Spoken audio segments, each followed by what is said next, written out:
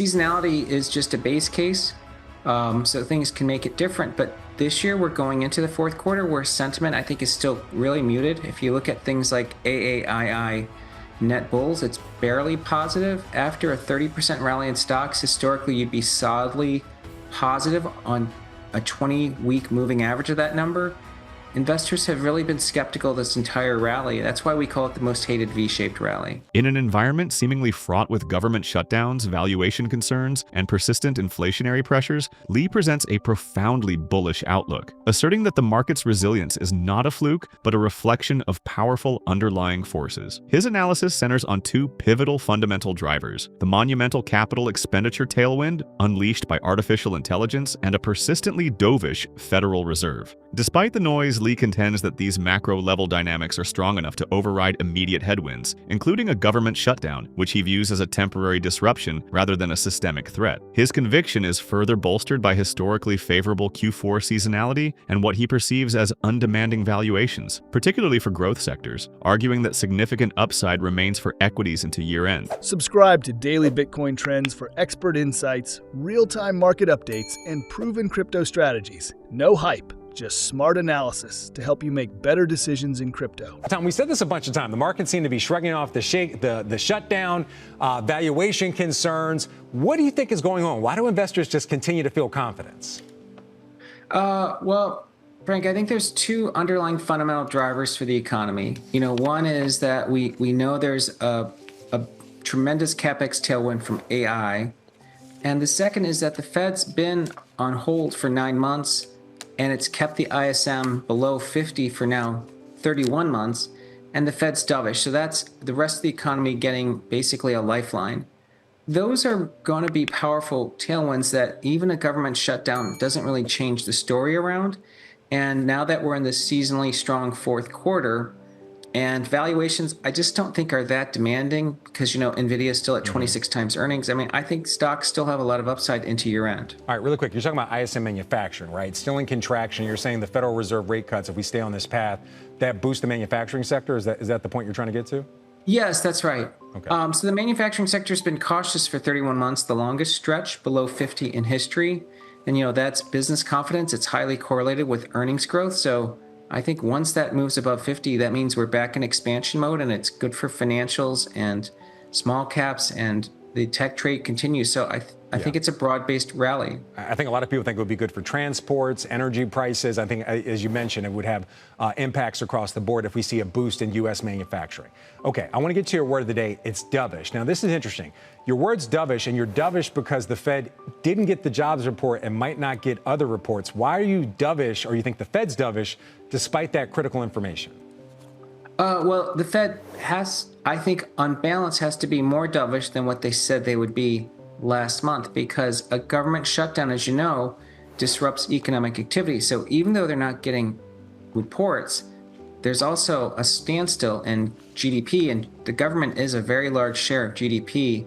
On top of that, it causes confidence to be weaker. A shutdown makes people nervous, and so the Fed will have to be even more dovish, and I think that's why stocks can rally even more than they have already. Lee's thesis meticulously connects the dots between a dovish Fed and a revitalized manufacturing sector. He highlights the unprecedented 31-month streak of the ISM manufacturing index remaining below 50, indicating prolonged contraction.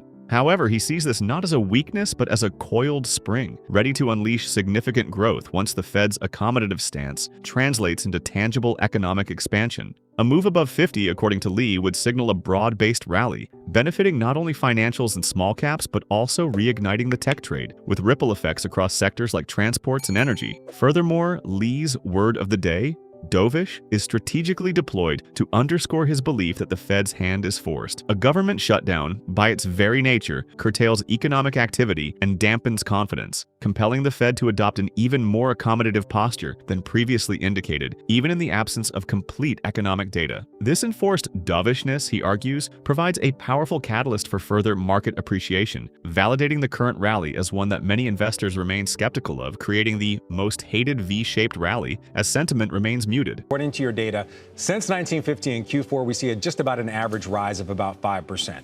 But when we're talking about seasonality, are you sure this isn't an outlier year? As we mentioned, a government shutdown, companies trying to deal with tariffs. we're seeing a trade war between the U.S. and China continue. It hasn't quite been resolved yet. I mean, aren't there some issues that could maybe shake the seasonality here?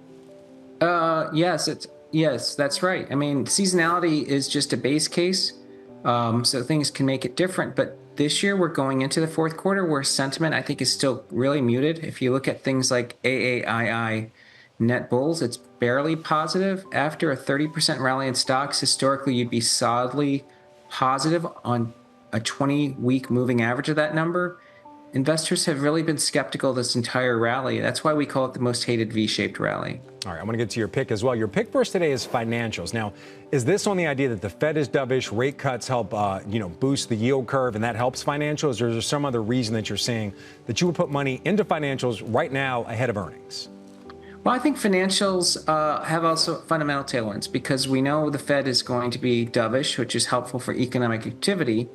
But on top of that, AI is a tool that the financials industry can leverage. It's going to help them root out fraud.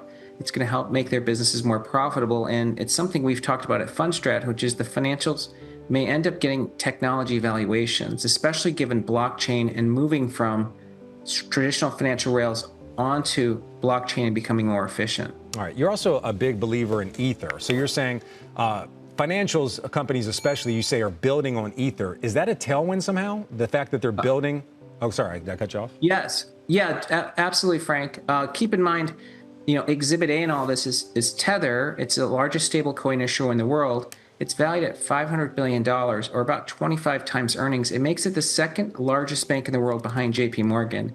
And it shows you that by building on the blockchain, a business can really reduce cost and be a lot less employee intensive.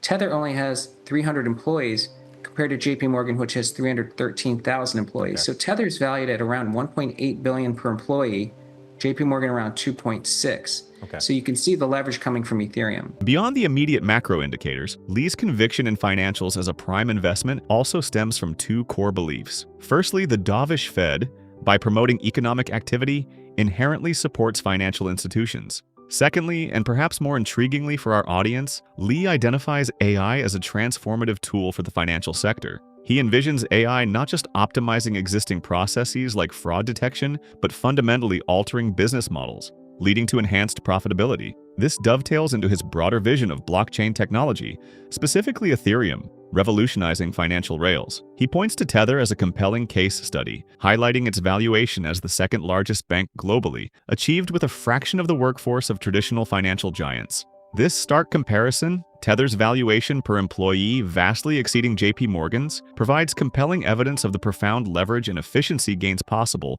through blockchain integration. For the astute crypto investor, Lee's analysis is a clear signal. The convergence of a dovish Fed, AI innovation, and the inherent efficiencies of blockchain platforms like Ethereum are poised to drive unprecedented value creation in the financial sector, making a bullish case that cannot be ignored.